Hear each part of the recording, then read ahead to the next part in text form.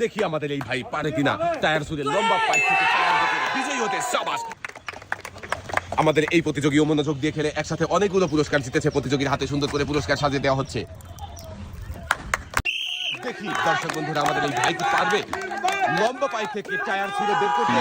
একটুর জন্য হলো না। প্রতিযোগী কি করবে, পারবে কি?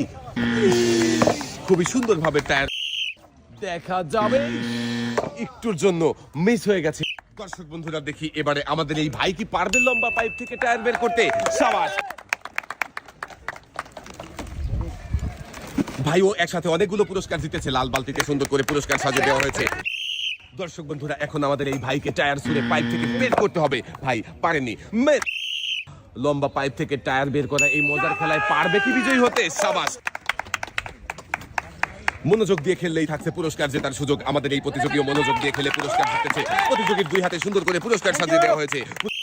লম্বা পাইপ থেকে টায়ার বের করতে হবে। দেখি ভাই পারবে কি? পারলো না। মিস। দর্শক বন্ধুরা আপনারাও দেখতে থাকেন, দেখা যাবে। একটুর জন্য মিস হয়েছে। টায়ার ছুঁড়ে পাইপ থেকে টায়ার বের করার আজব খেলা পারবে কি? শাবাশ। আমাদের এই প্রথম প্রতিযোগী কিন্তু পেরেছে টায়ার ছুঁড়ে পাইপ থেকে।